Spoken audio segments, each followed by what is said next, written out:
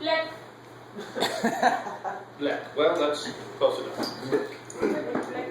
Lesson 48.b, or lesson 48.b. This is we're finding the perpendicular bisector, a line that is halfway between 2 points, using a different method than we learned previously. For example, if we have, see, example 48.3, yeah. If we are looking for the perpendicular bisector of the line segment whose endpoints are 4, 2, and 8, negative 3. 4, 2, and 8, negative 3.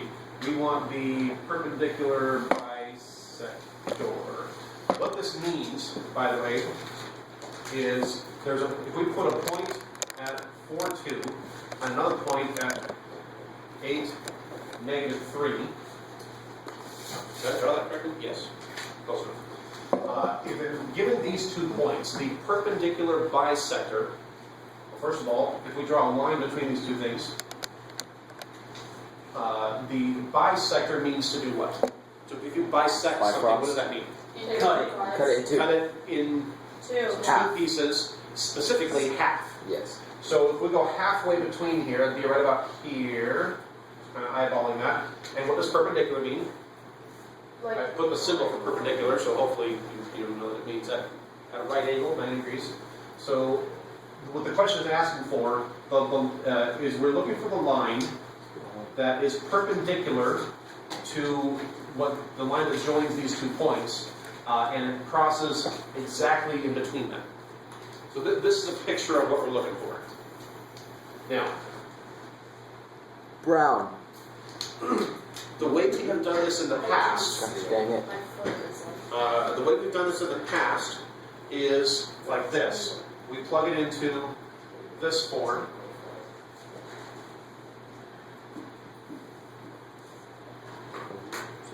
Which you all just love so very much. Isn't that equal, right?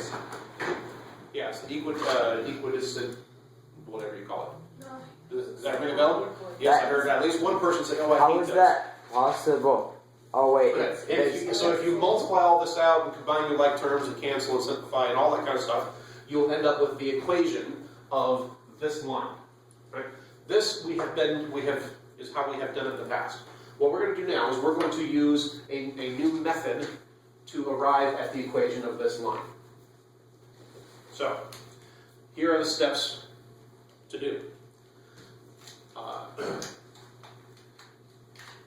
Does this seem more complex than this method, or less complex? More. Less. It's interesting. Most of you said more. One person said less. Less. Here's the thing. There are more steps to follow. However, the steps are a lot simpler. Yeah, we know like 1 and 2 and Yeah. Let's see. I'm kind of limited on colors at this stage of the year. Green, blue, and red. green. Where's blue? Well, anyway, I'm going to use them all anyway. All right. So this point here is 4, 2. This one here is 8, negative 3. We need to find the first thing we need to do is we need to find the midpoint. We need this point right there. How do we find that? Midpoint formula, which we learned back in lesson whatever it was, is like this here. What are the x coordinate? We need the coordinates of this point. How do we find the x coordinate of this point? x1. We add these two. We add the 2 x coordinates and divide by 2. It's basically just taking an average of those 2 numbers. So what is my x coordinate? 6. Negative 6. All right. And for the y coordinate, same thing. Take these 2 numbers and find the average. Add them together, divide by 2. -1/2. Yeah, Negative 1/2. Okay. So we have found the midpoint. Check. That doesn't seem right. Because that 8 is a negative 8. No. It's 8 to the right, positive 8 to the right, and then a negative 3. Okay. So positive x, negative y. I got the x and y, so All right, so we have the midpoint. Check. All right, now we need the slope between the 2 points. How do we do that? Well, the slope formula, which we've covered before, is, Dark, really dark. and my colors are fading into the year blues. Okay. All right. So oh, that's bad. Okay. Yellow. Big yellow. Well, That's no. pretty blue. All right. Let's try this. What is this slope? How do we find the slope? Someone can Yeah, solve I for see me. that. What's my formula? All right. So what's y2? So y2 minus y1. What's y2? 3, negative 3. Okay, negative 3 minus y1. What's y1? 2, Over x2 8, minus x1. 4. All right. What does that come out to? I don't know. Negative 5 over 4. Now, does that make sense? Is this slope roughly negative what? 5 over 4. So it's going to be 4/5. Well, this would be a slope of 0. Oh, 1. 45 degrees would be a slope of positive 1. 45 degrees this way would be a slope of negative 1. That's pretty close. So it looks reasonable. At least we know that we should have a negative slope, right? Because we're going down this way. So at least that much of it does make sense. Okay, so there's our slope for the line that joins the two dots. Check. Now we need the slope of the line we're looking for. How do we do that? Find the perpendicular slope. Yep. How do we find perpendicular slopes? You plug it into the midpoint. Oh, okay, negative reciprocal. Negative reciprocal. What is the negative reciprocal of negative 5/4? That'd be positive 4/5.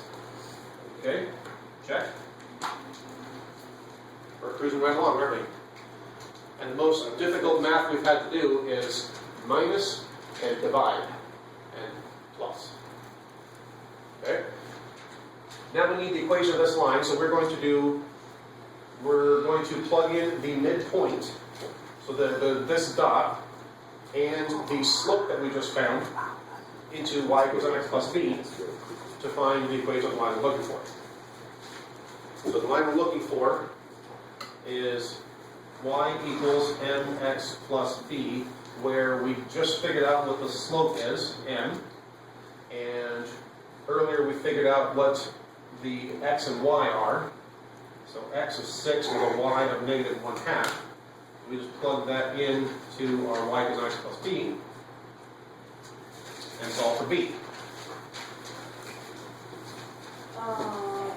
24 over 5 minus a half is really big number. 34 over 5. Did I get that right? It'd be so much easier if I just put this on my Yes, I think desk. so. But I'm too lazy. So I work harder to not. Oh, nope. But I'm too lazy. Great. So I get trying to do it in my head. Well, none of you are having calculators looking out to solve this for me, so what am I supposed to do? 24 over 5, I already said negative that. 12, maybe negative 12 or something. Alright, the book says that. Okay, so check. Yeah, that's right. And that's 5 plus 48. Alright, so solve for b, and then finally you put your equation into whatever form they want. Now this particular example, it does not specify, so y equals mx plus b is fine. So our answer to the question then is y equals m. What's our m? 4/5. Plus, not minus x 53 with our b. over And 10. now we have answered the question. Now, just for the record, let's give this one a shot. How did you find B again? We found the slope between here and did the negative reciprocal to find this slope. So that's where the m came from. Yeah. And we did the midpoint formula Yeah. to find the coordinates of this point, of the midpoint. Yeah.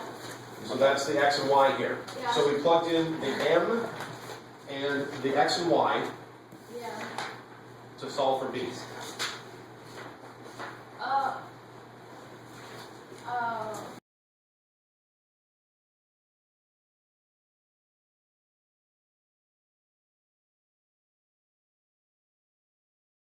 you guys will like that one a lot better, but let's make sure that we're going to end up in the same place. I don't expect you guys to go. I've been doing these ones longer than you have. I'm probably going to go faster than you would. Nah. Wait, where did your X Yeah, when I do these, I know that this x squared is going to cancel this x squared, so I just don't bother writing it. And I know this y squared and this y squared are going to cancel, so I just leave those off too. So it just makes things a little bit simpler for me. Alright, so I'm going to put my y's together. So minus 6, so that'd be minus 10y. Then move the x's to the right. I've got 24x. I've got plus 20 here, and plus 73. Sweet. Over here, subtract 20 from both sides, we got plus 53. Divided by negative 10, and I've got, that's going to reduce to 12. Oh no, it went blurry. We got a different answer. Come on. It went I blurry. messed up. I probably messed up somewhere.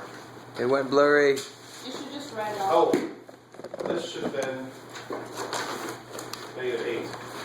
It went blurry. Alright, so we got, yep, 4 over 5 Blurry. plus minus 53 over 10. Did I end up in the same place? Yep. Yes, I did. So the method that we've done before, Sorry, viewers. the new method, learn this one, and have a nice day. Okay, sorry about the blurriness. Say the same thing, but